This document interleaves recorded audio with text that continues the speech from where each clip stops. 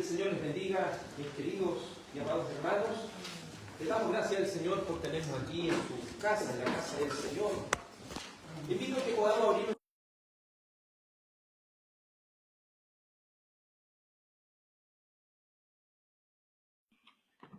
capítulo 11.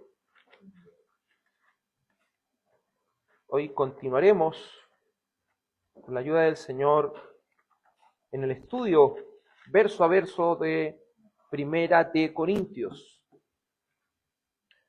Recuerde que es la segunda parte de este mensaje que tiene por título: ¿te estás congregando para lo bueno? ¿Te estás congregando para lo bueno? Primera de Corintios, capítulo 11,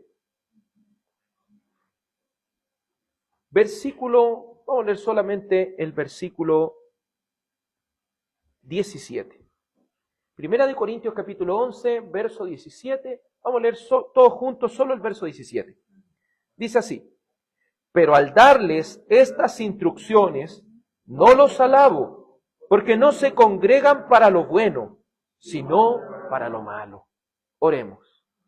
Amado Padre Celestial, por el amor y las misericordias de Jesucristo, te agradecemos el poder estar aquí en tu casa, en este día que no es cualquier día, sino que es el día domingo, el día del Señor, el día que Él ha apartado para que le adoremos y le sirvamos.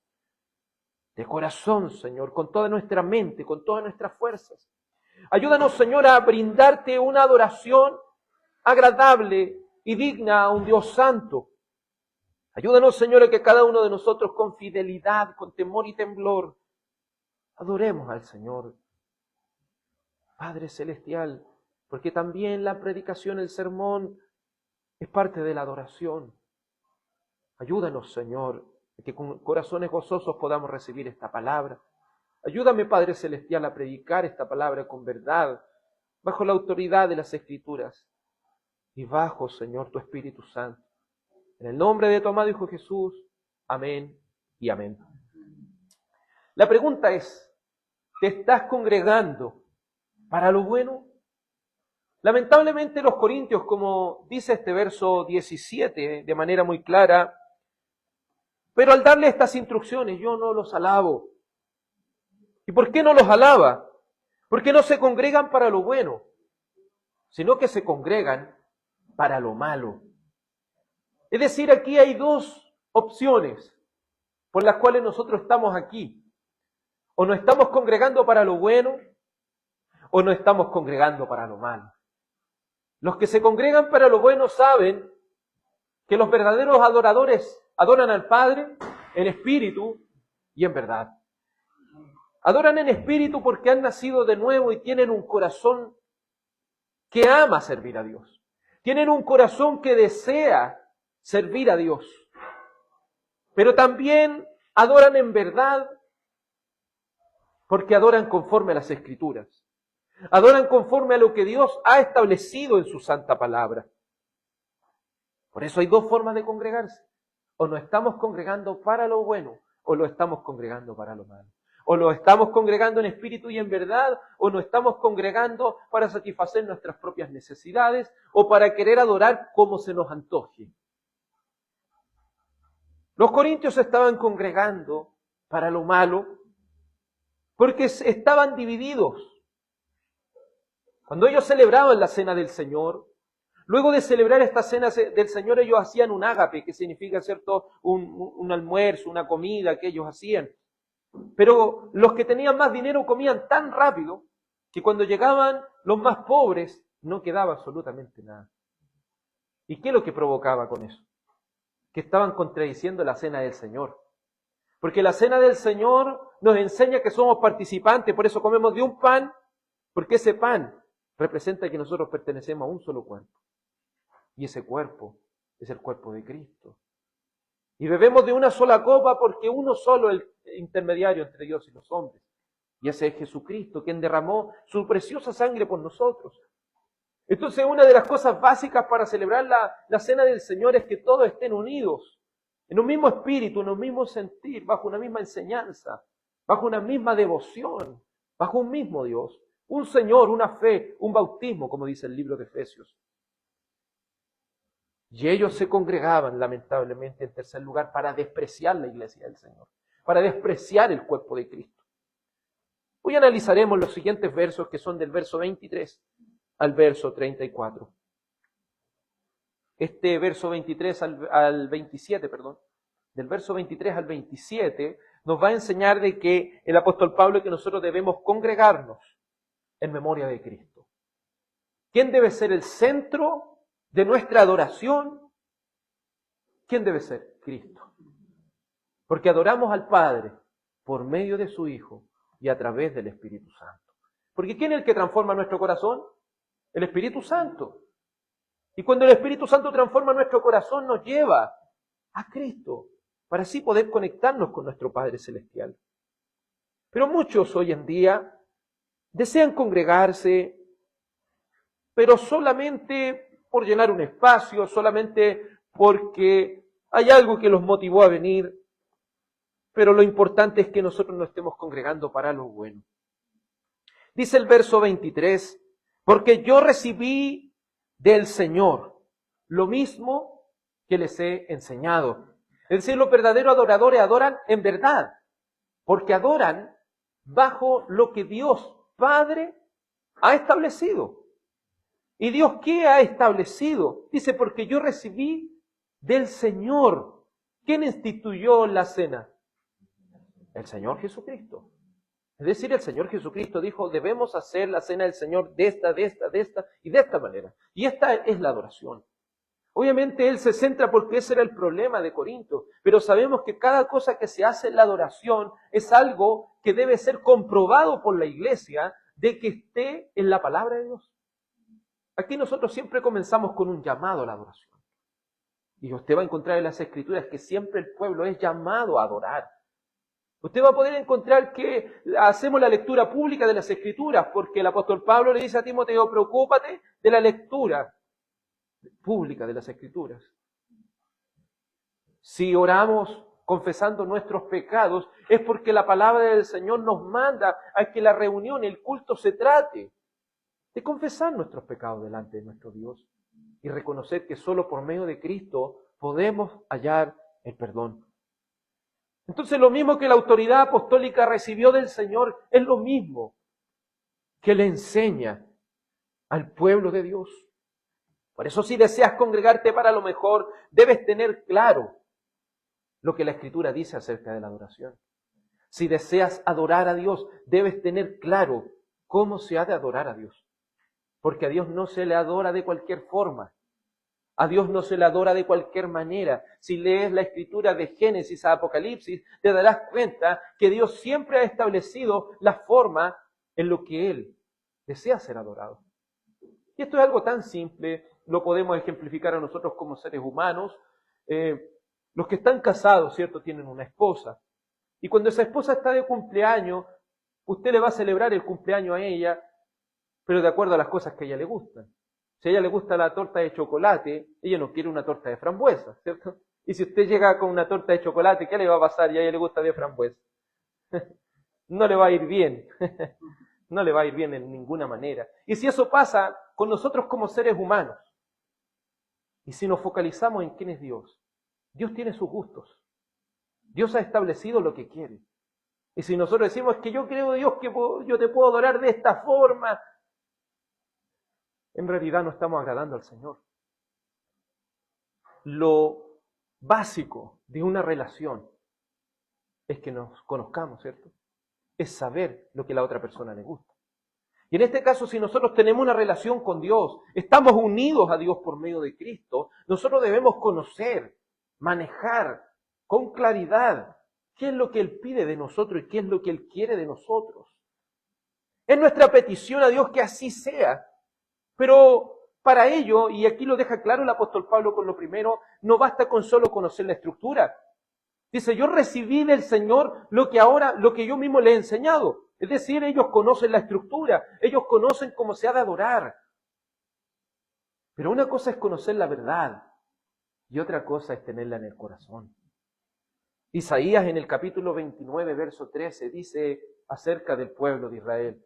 Este pueblo de labios me honra, pero su corazón está lejos de mí. Y no es nada más que una tradición aprendida y enseñada por los hombres. Podemos aprender la estructura de una adoración. Podemos incluso practicar de labios esa adoración. Pero lo importante y esencial, así como es conocer la estructura, es que esa adoración sea realizada desde el corazón. Pero no cualquier corazón. Debe ser ese corazón que ha sido renovado por el Espíritu Santo.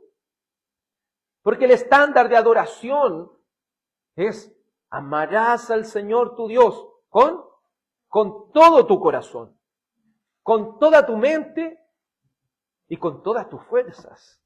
La palabra todo es un absoluto, entonces no es con parte de nuestro corazón.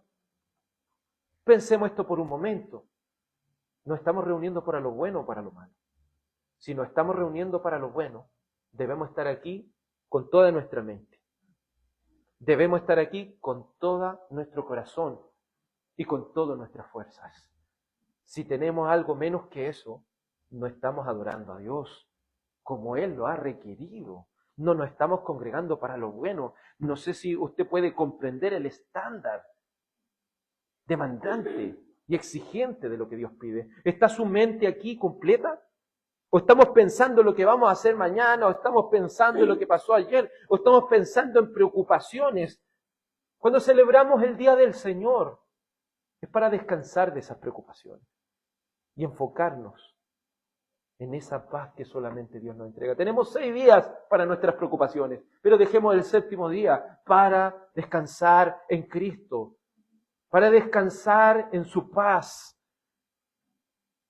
El Señor aquí les repite nuevamente: ustedes me sirven de labios, pero yo quiero que sus corazones estén también metidos en esta adoración. Nótese que el pueblo se acerca a Dios, honra a Dios con sus palabras, respetan su santidad, pero solo como una tradición. Hermano, hermana, que no se convierta el venir a la iglesia una tradición solamente. Las tradiciones son buenas, pero no sirven de nada cuando no se hacen de corazón. No son agradables delante de Dios. Recuerde que a las personas podríamos engañar, pero a Dios no lo vamos a poder engañar. Dios sabe cómo hemos venido a adorar hoy y en qué estado hemos venido a adorar hoy. ¿Te estás reuniendo para lo bueno? ¿Te estás reuniendo para lo bueno? Y esta pregunta quiero que se extienda a cada uno de los que estamos sentados aquí hoy. Niño o niña, no te conformes con que tus padres te traigan a la iglesia. No te conformes solamente con eso. Porque recuerda, si no estás adorando a Dios de corazón, no te estás congregando para algo agradable. ¿Y qué debes hacer, niño o niña? Rogar al Señor que te dé un corazón que ame a Dios, que te dé un corazón que ame estar en este lugar. Porque todos hemos sido niños y nos cuesta, muchas veces, ¿cierto? Como niños nos cuesta estar en una iglesia, venir y estar, y a veces, ¿cierto? Tiende a ser tedioso, aburrido, pero es porque no hemos nacido de nuevo. ¿Y cuál es la responsabilidad de los niños?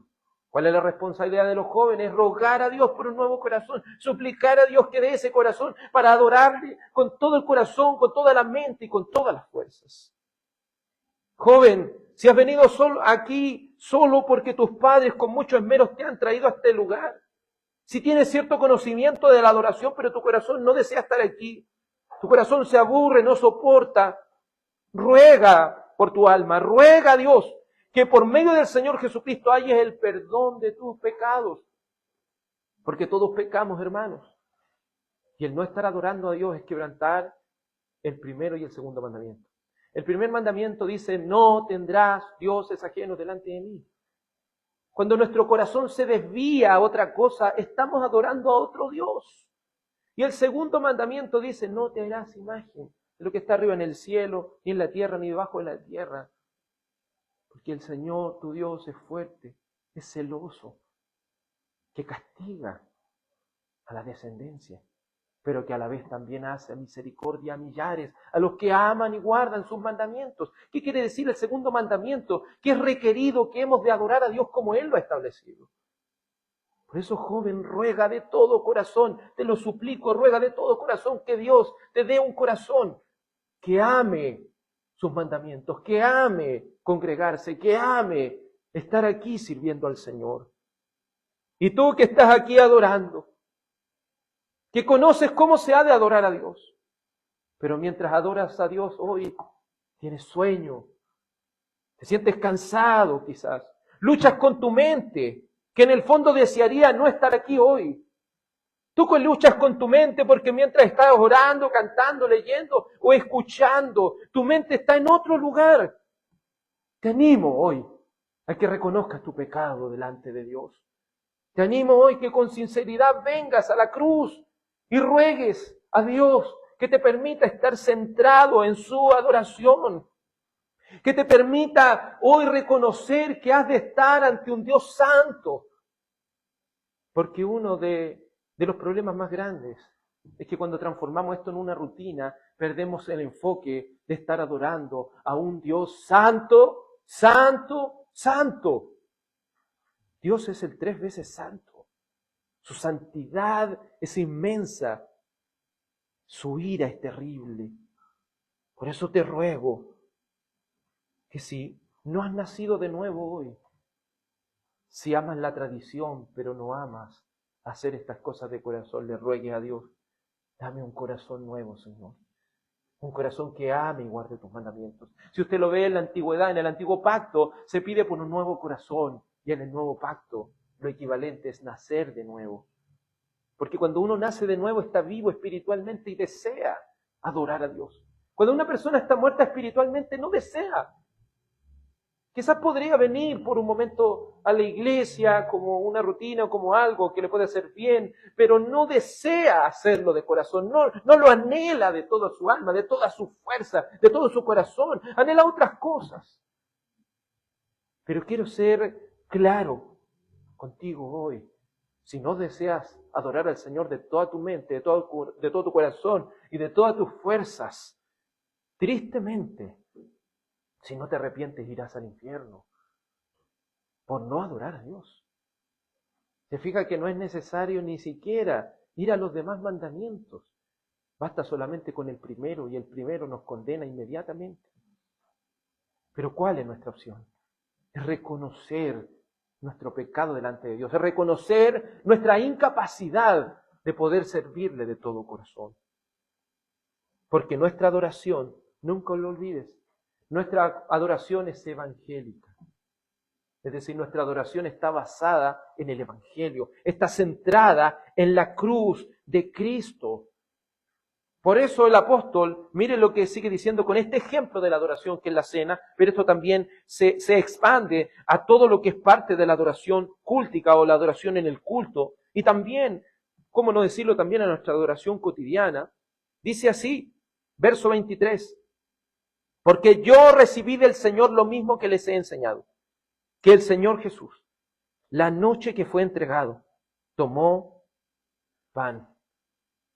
Es decir, nuestra adoración debe estar centrada en Cristo. Cristo toma pan y dice, y después de dar gracias, parte este pan y dice, este es mi cuerpo, que por ustedes es partido. Hagan esto en memoria de mí. Cada vez que estamos en la adoración cúltica o la adoración en el culto, y también en nuestra adoración devocional, nuestra mente debe estar centrada en Cristo. Porque no es solo creer en Dios. Todo ser humano en esta tierra, de una u otra manera, sabe acerca de la existencia de un Dios. Pero no basta con creer en Dios, porque hay algo que nos aleja de Dios. Y eso es nuestro pecado. Nuestro pecado nos aleja de Dios. Nos aleja de Él, nos aleja de su santidad. Pero por medio de Cristo somos acercados a su santo evangelio. Por eso me gusta mucho cómo lo expresa 2 veces este capítulo hablando de la cena del Señor. Dice, hagan esto en memoria de mí. Por eso podemos expandirlo a cada parte de la adoración y debemos decir, cada parte de la adoración debe recurrir a Cristo. Si oramos y decimos, Dios, yo quiero que me ayudes en esto, Dios, yo quiero que me ayudes en esto otro, si no decimos, Dios, ayúdame por medio de tu Hijo, esa oración no sirve. Porque Dios no nos va a escuchar de tú a tú. ¿Qué dice la primera de Timoteo capítulo 2, versículo 5? El único intermediario entre Dios y los hombres es Jesucristo. Por eso una y otra vez le he dicho, oramos al Padre en el nombre de Cristo a través del Espíritu Santo. Nuestra oración debe ser, Señor, permíteme hallar el perdón por medio de tu Santo Hijo Jesús. Señor, ayúdame en esta preocupación por medio de tu Hijo. Señor, quiero descansar en tu cruz. Padre, oye mi oración por medio de tu Hijo que se entregó por mí en la cruz del Calvario. Todos aquellos que adoran, todos aquellos que se congregan para bien, lo hacen en memoria de Cristo. Porque por medio de Él tenemos paz para con Dios. Porque por medio de Él nuestras obras son aceptables. Porque incluso cuando estamos orando y decimos, oramos a Cristo, para que cuando leemos los mandamientos, somos confrontados con los mandamientos y decimos, rogamos a Dios por perdón por medio de su Hijo, porque hemos fallado en los mandamientos. Pero no solo oramos porque hemos fallado, sino que también reconocemos que sin santidad nadie verá al Señor. Es decir, nuestra vida debe ser una vida que refleje un cambio, que refleje que Dios nos ha transformado. Por eso también nuestra oración debe ser, Señor, permíteme cumplir por medio de tu Hijo esta ley, pero por medio de Cristo. Porque nuestras obras por medio de Cristo son aceptables, pero nuestras obras fuera de Cristo no son aceptables. Por eso usted podrá ver que mucha gente caritativa, incluso un ateo puede ser caritativo, puede ayudar mucho.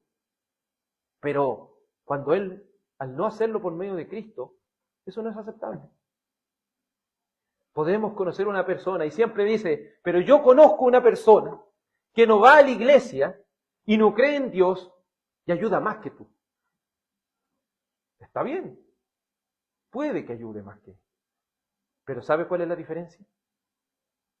Que Él lo hace para su propia gloria. Mientras que si nosotros hacemos una obra, por muy pequeña que sea, esa obra es valiosa porque la hacemos por medio de Cristo y para la gloria de Cristo. Por eso cuando las personas nos quieran dar un aplauso a nosotros, ¿qué debemos hacer? Inflar nuestro pecho y decir, hoy, qué buena obra hice hoy. No, debemos decir, no me agradezca, agradécele a Cristo. Agradece lo que Él ha hecho por medio de mí. Porque yo soy un pecador. Pero si algo bueno, me gusta mucho lo que dice Lutero y a veces lo repito. Cuando veas algo bueno en mí, estás viendo a Cristo. Pero cuando veas algo malo en mí, ese soy yo.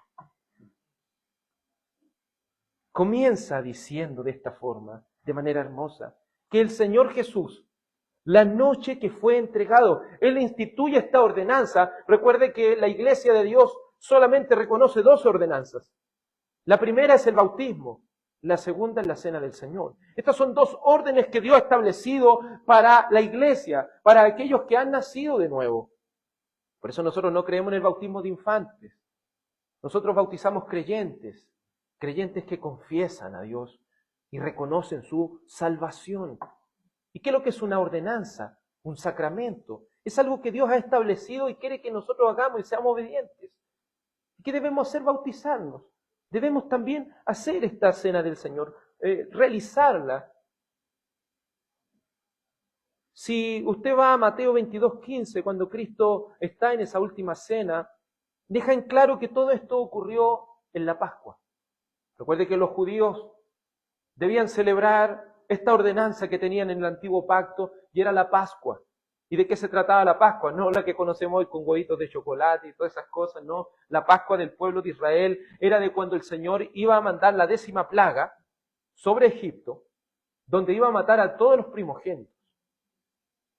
Pero el Señor establece la Pascua ahí, para que cada israelita sacrifique un cordero y coloque su sangre en la puerta de su casa. Y luego hacen ese cordero y se lo coman todos tienen que comer. Todos los que puedan comer tienen que comer de ese cordero y no dejar absolutamente nada. ¿A quién apuntaba ese cordero? Sino al Hijo de Dios que quita el pecado del mundo. ¿Y por qué debía ser comido por todos? Porque todo creyente se alimenta de su salvación, se alimenta de su justicia, se alimenta de su santidad, de su pureza. Esta ordenanza del Éxodo, habían varios elementos. Entre uno de los más importantes es el cordero, el cual debían usar su sangre en el dintel de la puerta. Pero 1 Corintios 5:7, cuando lo estudiamos, ¿se acuerda? ¿Qué es lo que dice? Pero la Pascua. Dejan claro que la Pascua es Cristo. Es decir, Cristo se toma la atribución como el único legislador de la iglesia para decir esa noche: ya no vamos a celebrar más esa Pascua. Vamos a celebrar la cena del Señor. En la Pascua era la protección de Dios y a la vez cómo Dios los saca de Egipto. En nosotros la cena del Señor representa el nuevo éxodo, cuando el Señor nos sacó del mundo y nos dio una nueva redención en Él. Por eso es tan importante que entendamos esto. Celebramos en la cena del Señor la obra de redención final, pero entienda esto, como esta ordenanza, ¿quién es el centro? Cristo.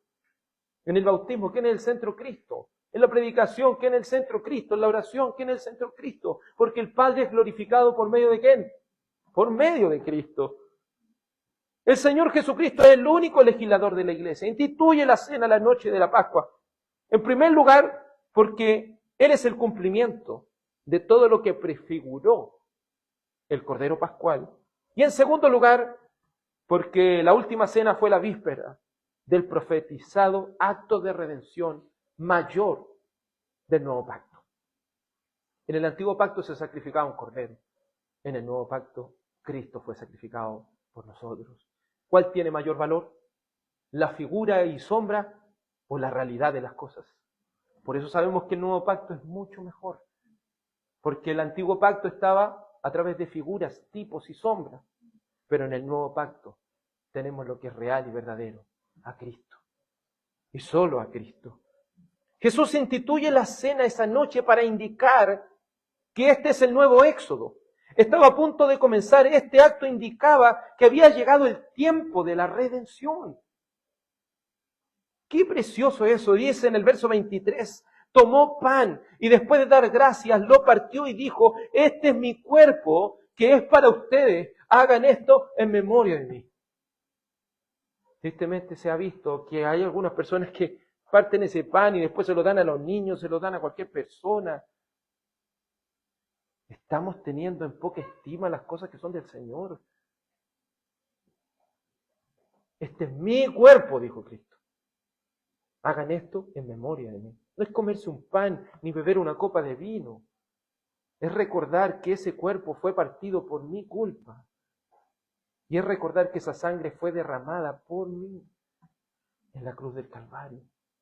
Él pagó con esa sangre tan preciosa por nuestros pecados. Cristo toma el pan. ¿Y qué es lo que es el pan sino el símbolo de su cuerpo que es partido para la redención de su iglesia? Ese pan representa que Cristo fue molido, como dice Isaías 53, fue molido por nuestras rebeliones. Fue herido y Él llevó el castigo de nuestra paz. Dice que por sus llagas nosotros fuimos sanados. El único que nos da redención es Cristo y solo Cristo. Cuando comemos de ese pan somos participantes como iglesia de su cuerpo. Así lo dice 1 Corintios 10:16. En tercer lugar, es un solo pan porque representa que estamos unidos todos como una iglesia en un solo cuerpo. El cuerpo de Cristo. ¿Y cuál es la condición necesaria? Las dos condiciones necesarias para tomar la cena del Señor. La primera, haber nacido de nuevo. La segunda, haber sido bautizado. Y podríamos añadir la tercera, pertenecer a una iglesia local, pertenecer a la membresía de una iglesia local. Porque esos son los parámetros para participar de la cena del Señor. Porque si yo digo, voy a participar de esa cena, pero no pertenezco a ninguna iglesia, no puede, porque la base del pan, de ese símbolo, es que estamos en el cuerpo de Cristo y pertenecemos a una membresía, pertenecemos a un cuerpo. Si yo no pertenezco a ningún cuerpo, estoy en desobediencia. ¿Me entiende por qué es importante pertenecer a la membresía de una iglesia local? Porque 1 Corintios 10:17 dice, puesto que el pan es uno, nosotros, que somos muchos, somos un solo cuerpo, porque todos participamos de aquel mismo pan. Porque es un pan, porque es un cuerpo. Y la iglesia llamada el cuerpo de Cristo, el cuerpo de Cristo. Verso 25 dice, de la misma manera tomó también la copa después de haber cenado diciendo, esta copa es el nuevo pacto en mi sangre. Hagan esto cuantas veces la beban en memoria de mí. Nuevamente dice que toda esta parte del culto debe hacerse en memoria de Cristo. Y ahora mismo cuando seamos confrontados por medio de la palabra, seamos confrontados en nuestros pecados, ¿a quién debemos recurrir? A Cristo, porque si nos quedamos con ese pecado, ¿qué va a pasar? Nos va a pudrir por dentro. ¿Qué representa la copa? La copa representa la sangre de Cristo derramada por nuestros pecados. Sabemos que el perdón solo viene a través de su expiación, es decir, a través de ese pago que Él hizo por nuestros pecados. Y tal como fue en el Éxodo, la sangre libró al pueblo de Dios. ¿Se acuerda? Pasó el destructor. ¿Y qué es lo que veía? Veía la sangre y pasaba. Y cuando no estaba la sangre, ¿qué pasaba? Se llevaba al primer hijo. Qué tremendo, hermano. La sangre es la única que nos puede librar. Pero yo no le estoy diciendo en simbología, sino que le estoy diciendo lo que Cristo hizo, porque eso representa la sangre. Lo que Cristo hizo por nosotros en la cruz. ¿Quién merecía estar en esa cruz? Nosotros. Por eso usted va a ver en el antiguo pacto que cuando los israelitas traían el cordero, ellos antes de pasárselo al sacerdote, ellos tenían que traer el mejor cordero, el sin mancha, el sin tacha, presentarlo al sacerdote, el sacerdote lo revisa por todos lados, luego le dice ya, aquí está el cuchillo. Ahora tú debes poner la mano sobre la cabeza de este animal, gritarle todos tus pecados y córtale la cabeza a ese animal. Qué terrible debe haber sido ese momento. Pero ¿qué representa? Que ese cordero está tomando mi lugar. Y yo mismo debo derramar esa sangre para entender que el pecado tiene consecuencias. La paga del pecado es la paga del pecado es la muerte. Y esa muerte la merecía tomar yo. Por eso ahora cuando vemos a Cristo y cuando usted analiza a través de la Escritura, cuando ha visto quizás una película acerca de esto, usted puede ver esa cruz y puede decir el que merecía estar ahí era yo, pero Él tomó nuestro lugar. Él pagó no solo parte de nuestros pecados, sino la totalidad de nuestras culpas. Pero tristemente cuando las personas son confrontadas con esto dicen, pero espera, ¿por qué me he de arrepentir? Yo no me arrepiento de nada de lo que he hecho. ¿Qué es lo que está haciendo una persona así? Se está auto-eliminando de la salvación. Porque debemos ser humillados por la palabra de Dios y arrepentirnos, no solo de parte de nuestros pecados, sino de todos nuestros pecados. Es como semejante un hombre que se jacta por haber andado con muchas mujeres y después dice, ¿y por qué yo me tengo que arrepentir de eso? Yo me jacto de eso. Le cuenta a los demás, no, yo he tenido tantas mujeres, dice. Pero eso es pecado. Eso es desagradable delante de los ojos de Dios. Eso merece la muerte. Si no te arrepientes de tus pecados, vas a ir al infierno. Por eso, amados hermanos, hay cosas que tenemos que arrepentirnos, pero de todo. No de parte de las cosas, de todo.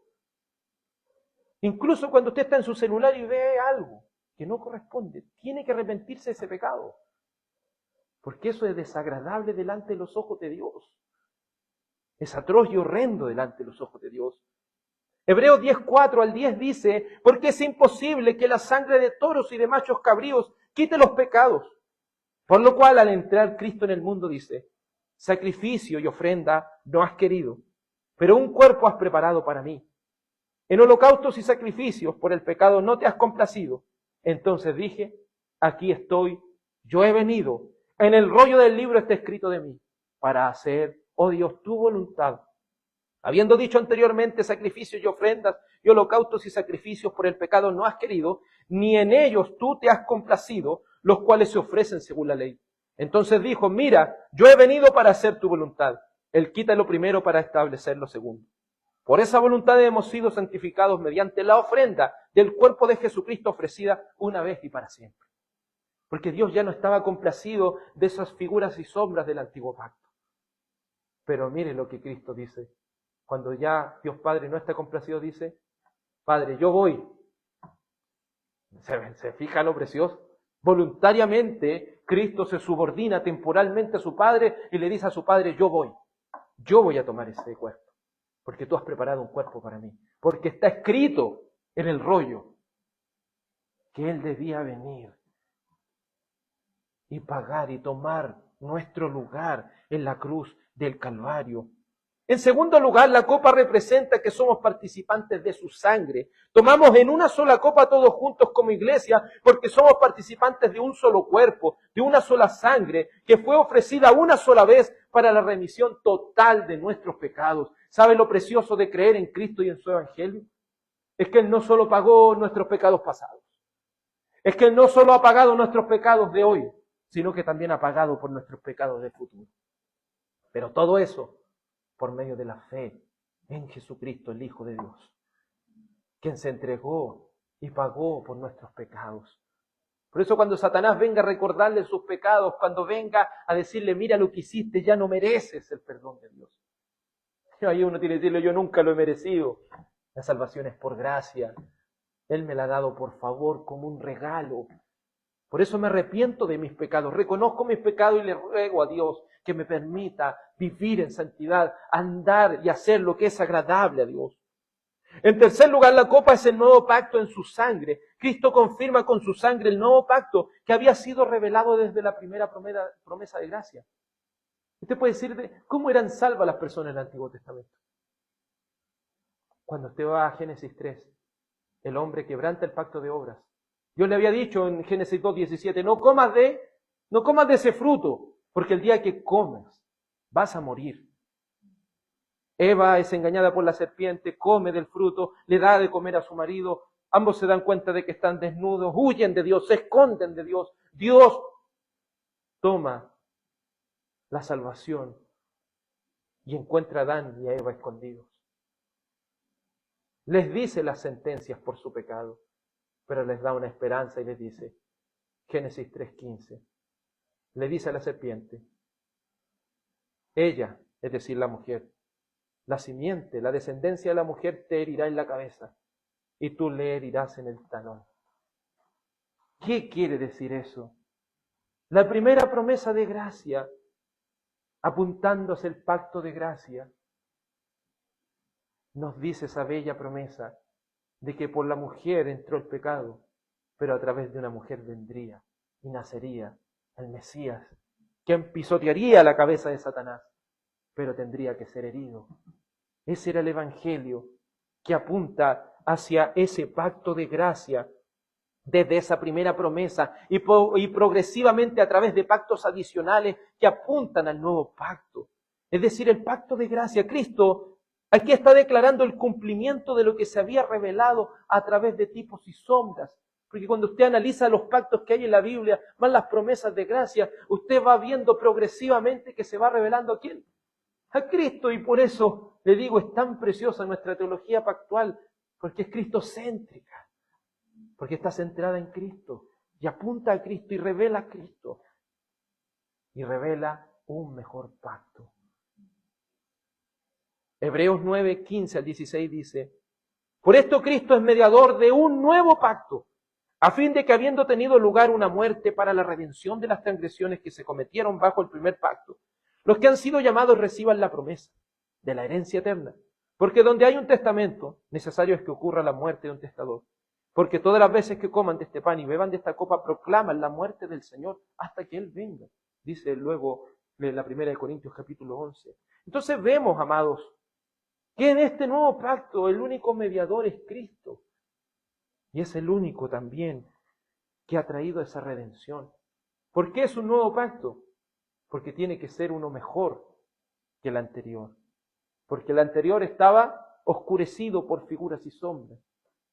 Estaba también con pequeñas pistas acerca de quién iba a ser ese Mesías. Pero ahora en el nuevo pacto tenemos la claridad de que ese Cordero, ¿quién es? Cristo. De que aquel que nació de aquella mujer es Cristo. De que aquel que se humilló también fue exaltado y está sentado hoy a la diestra de Dios Padre. Y vendrá por segunda vez a juzgar a los vivos y a los muertos. La cena del Señor en su conjunto proclama la muerte de nuestro Señor Jesucristo. Anuncia que el nuevo pacto en su sangre ha llegado y que por él tenemos remisión de pecados. Y recordamos su nuevo pacto hasta que regrese por segunda vez. Pero le hago esta pregunta, ¿no debiese hacerse memoria de Cristo en cada cosa que hacemos? Cuando cantamos los salmos, debemos estar con nuestra mente en Cristo. Cuando escuchamos el sermón, debemos estar con nuestra mente en Cristo. Cuando confesamos nuestros pecados, nuestra mente siempre debe ir a Cristo.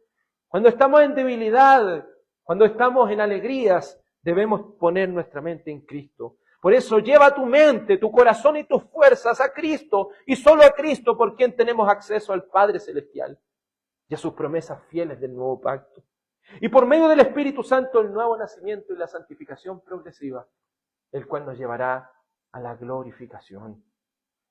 Pero qué terribles consecuencias vendrán sobre todos los que desprecian su santo evangelio.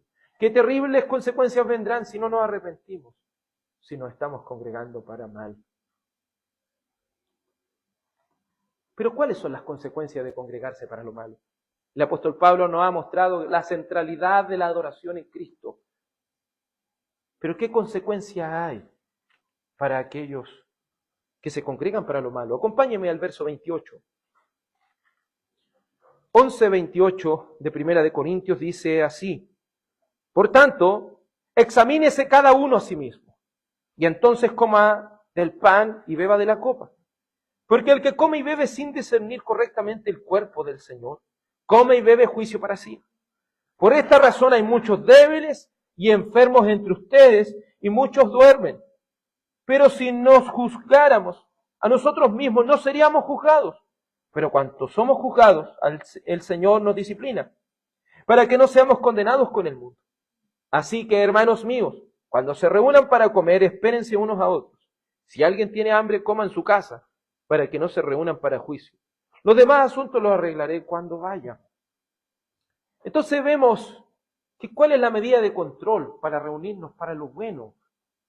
Lo primero que debemos hacer es examinarnos nosotros mismos. Yo no puedo mirar su corazón, usted no puede mirar mi corazón, pero nosotros sí podemos estar claros de lo que hay dentro de nosotros. Lo primero que la Escritura hace es examínese a sí mismo.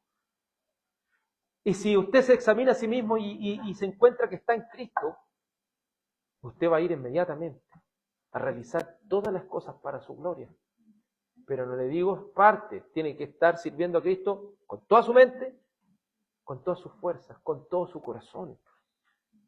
En el caso de la cena del Señor, los corintios y todos aquellos miembros de la iglesia que tomen esta cena deben examinarse a sí mismos. Deben reflexionar y meditar si se están congregando para lo bueno como Dios lo ha establecido.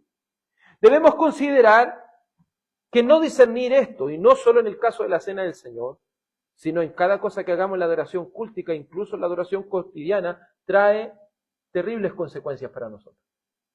Yo quiero dejarle en claro esto, hermanos, si nosotros de alguna forma estamos en desobediencia delante de los ojos de Dios, estamos sirviendo a Dios y adorando a Dios solamente de labios, cuando nuestro corazón no está pendiente de su salvación y ni siquiera tenemos la intención de congregarnos o de estar en comunión con los hermanos, de orar no solo aquí, sino en nuestros hogares, de leer las Escrituras no solo aquí, sino también en nuestros hogares. Si en realidad no tenemos esa intención, debemos examinarnos nosotros mismos, si estamos en la fe. Debemos examinarnos nosotros mismos si verdaderamente hemos nacido de nuevo. Porque una persona que está viva, lo básico es que tenga hambre y tenga sed.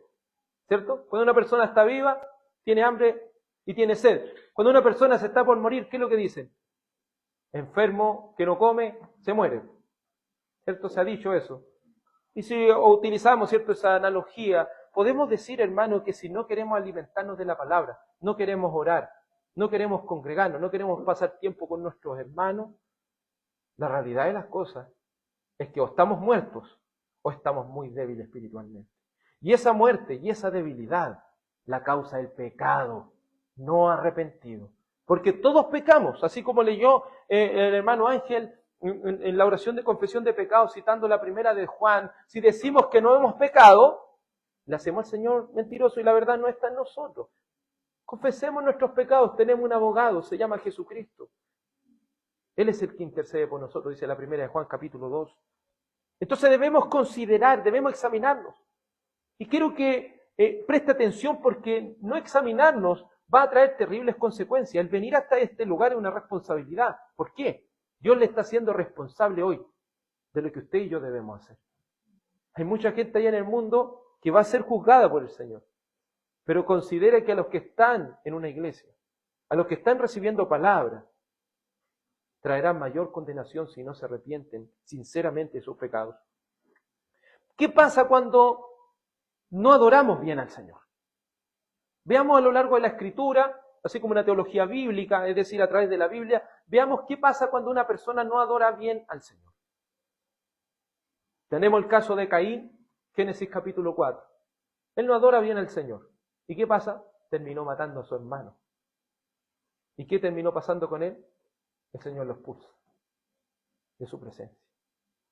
Si usted se va a Levítico capítulo 10, tenemos al sumo sacerdote Aarón con sus 2 hijos primogénitos, Nadab y Abiú. Ellos 2 un día entran al templo y toman un incensario. El Señor los quema inmediatamente y los mata. ¿Y por qué los mata? Porque ellos empezaron a adorar a Dios como a ellos les placía, como ellos quieren, no como Dios lo haya establecido.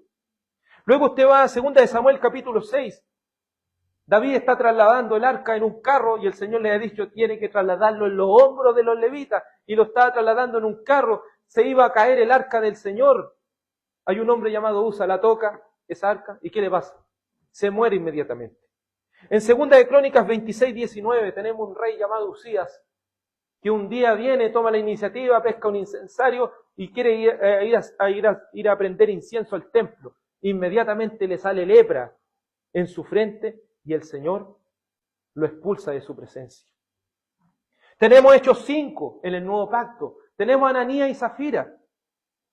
Ellos van a ofrendar a Dios, pero ofrendan de una manera mentirosa. Mienten al Espíritu Santo. ¿Y qué le pasa? Se muere él y se muere su esposa. Tenemos también en Hechos 8 a uno de los bautizados llamado Simón el Mago. Él quiere comprar el Espíritu Santo y inmediatamente es confrontado por la palabra y se le dice que estaba en hiel de amargura y oscuridad. Y tenemos aquí a los corintios, que por hacer estos ágapes y dejar fuera a los hermanos, por hacer diferencia, estaban ensuciando la cena del Señor. ¿Y qué les pasa? No sé si prestó atención a lo que dice el verso 29. Verso 30, perdón. Dice, por esta razón, 1 Corintios 11:30, por esta razón hay muchos débiles y enfermos entre ustedes. Y muchos duermen. No es que se quedaron dormidos en la reunión. Es que estos muchos que duermen, este es un eufemismo, es una palabra para decir los que fallecieron. Muchas personas por distorsionar la palabra del Señor fallecieron, se enfermaron o se debilitaron espiritualmente. Entonces tenemos que hacer conciencia, hermano. Tanto en el antiguo pacto como en el nuevo pacto siempre trajo consecuencia el no adorar al Señor para bien. Si nos estamos debilitando espiritualmente, si hemos nacido de nuevo y nos estamos debilitando espiritualmente, es porque hay algo de los medios de gracia que no estamos usando bien. No, hay algo en la adoración que estamos haciendo mal. ¿Me entiende? O estamos cantando los salmos así como cualquier cosa, estamos viniendo al culto como a pasar el tiempo, o estamos en la palabra y estamos pensando en otras cosas, o estamos ahí durmiendo y no prestando atención, o estamos quizás en cualquier otra cosa, hermano. Eso o va a traer muerte, o va a traer debilidad espiritual, o va a traer algo, pero siempre trae algo, porque está haciendo ver lo que verdaderamente hay en lo interno. Siempre, de una u otra forma, lo que está en lo interno se va a empezar a reflejar en lo externo. Por eso cuidémonos, cuando ya no tenemos deseos de leer la Biblia, cuando no tengamos deseo de meditarla, cuando no tengamos deseo de orar, cuando no tengamos deseo de venir y congregarnos, cuando no tengamos deseo de agradecer a Dios cada día, de estar en comunión con los hermanos, tengamos cuidado porque eso está queriendo decir que no hay otra cosa sino el pecado en nuestra adoración. Todo esto aconteció en general por reunirse y congregarse para lo peor, para lo que no agrada al Señor. Y tristemente terminó con estas terribles consecuencias. Pero ¿cuál es el consejo para los niños, jóvenes y cada uno de los que estamos acá? Evaluemos con parámetros bíblicos cómo nos conducimos en la casa de Dios. Evaluémonos. Porque siempre podemos adorar al Señor de mejor manera. Siempre podemos adorar al Señor de mejor forma. Piense que el culto, y centrémonos en el culto. ¿El culto cuánto dura? 2 horas. Tratemos de aprovechar esas 2 horas al máximo para adorar al Señor en la comunión de los santos. Y no solo eso, y eso se va expandiendo en nuestra adoración cotidiana.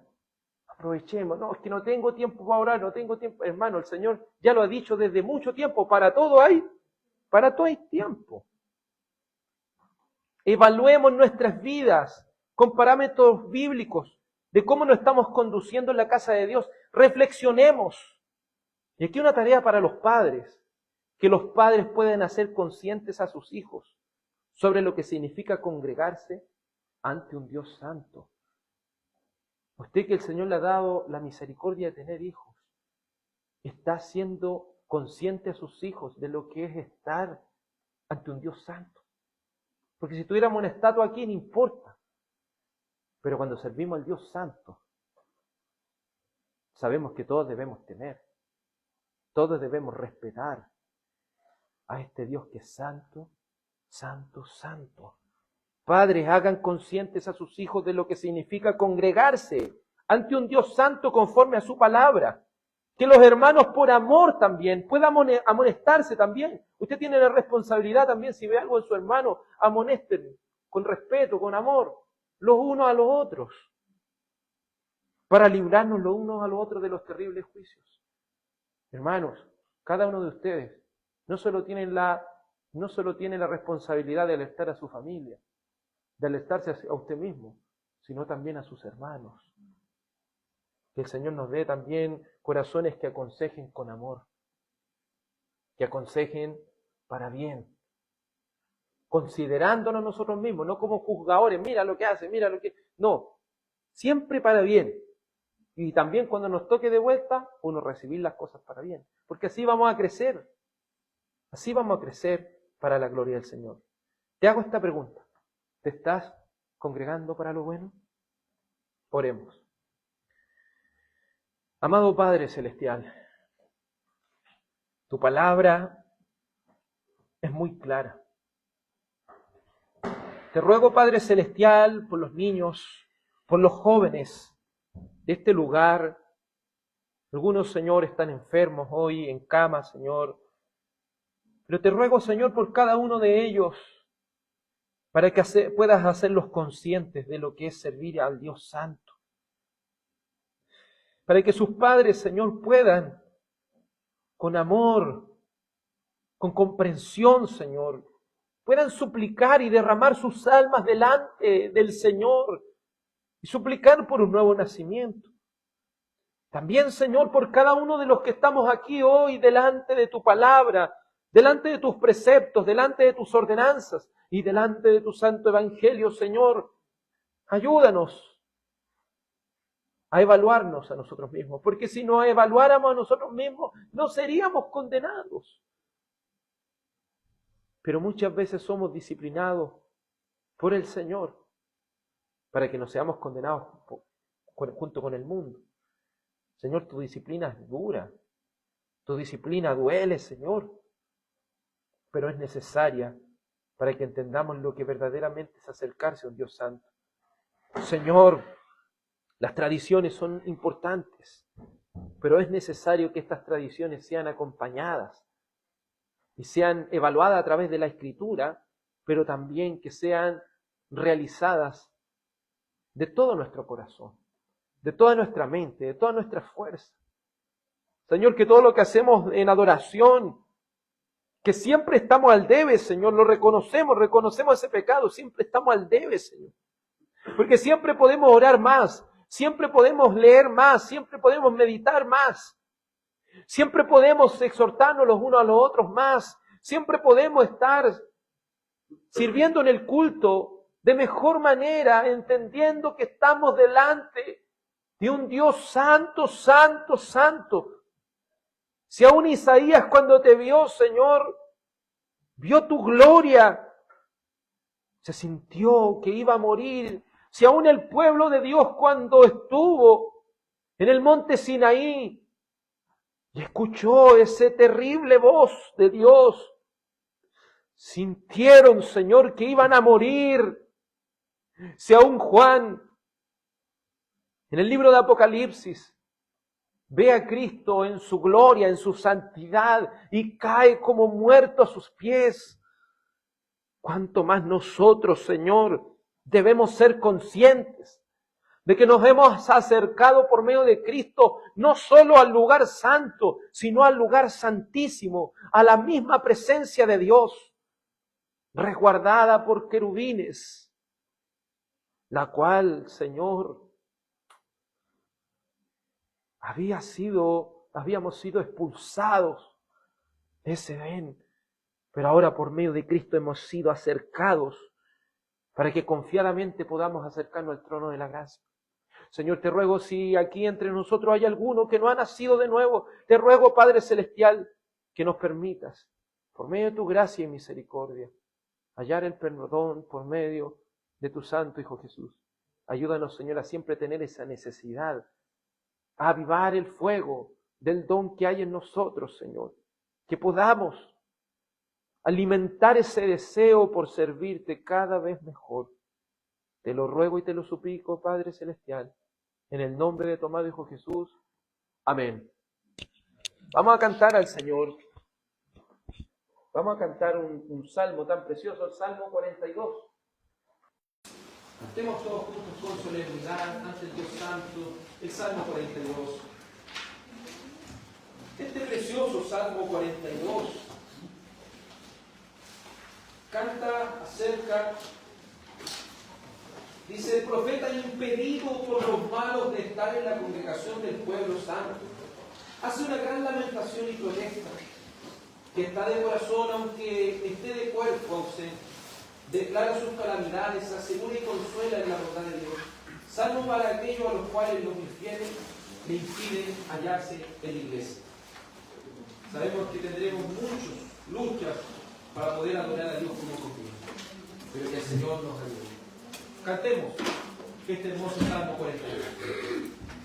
Como suele por las fuentes, de aguas el cielo brama, así mi alma, Dios potente, no cesa y derrama. Mi alma tiene sed de Dios, a Dios vivo anhelo yo,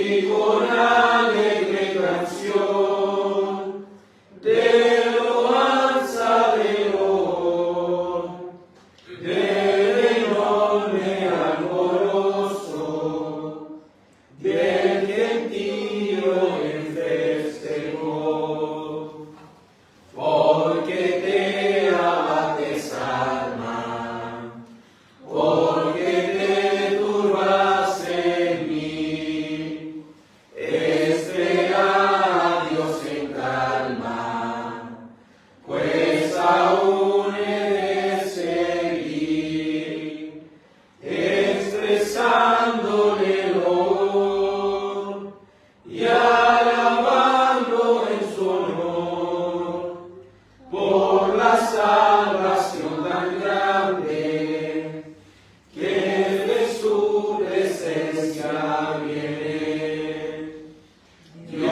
Dios en mi abatida, mi alma está con triste afán, por tanto si estoy con vida, de ti me he de acordar, desde tierra del Jordán, de un monte Mizar, un abismo a otro llama, a la voz de tus cascadas, sobre mí todas tus ondas, y tus olas vi pasar, pobre ya misericordia, y de noche su gran dar, mandará conmigo Dios, y asimismo la oración de mi alma entristecida, subirá al Dios de mi vida. Yo diré a Dios, roca mía, porque me olvidaste ya, porque yo ando todavía enlutado y sin tu paz, por la grande opresión y la cruel persecución hecha por los enemigos de mi alma adversarios, como quien hiere mis huesos, mis enemigos están afrentándome y ellos escarneciéndome van a decirme sin cesar con su burla de maldad, cada día los impíos, ¿dónde está el Dios tuyo? Porque te abates alma, porque te turbas en mí, espera a Dios en calma, pues aún he de seguir, expresándole el honor y alabarlo en su honor, salvación de mi persona y mi Dios, Dios de mi vida. Amén. Gracias le damos al Señor. Por favor, hermanos, inclinen sus rostros para recibir la bendición del Señor, la bendición de Dios sobre su pueblo. Oh Iglesia del Señor, que el Señor te bendiga y te guarde, y tenga de ti misericordia. Que el Señor haga resplandecer su rostro sobre ti. Que el Señor alce sobre ti su rostro y te dé paz. En el nombre del Padre, del Hijo y del Espíritu Santo. Amén. Que el Señor nuestro Salvador les bendiga, amados hermanos. Que tengan un muy final de día del Señor.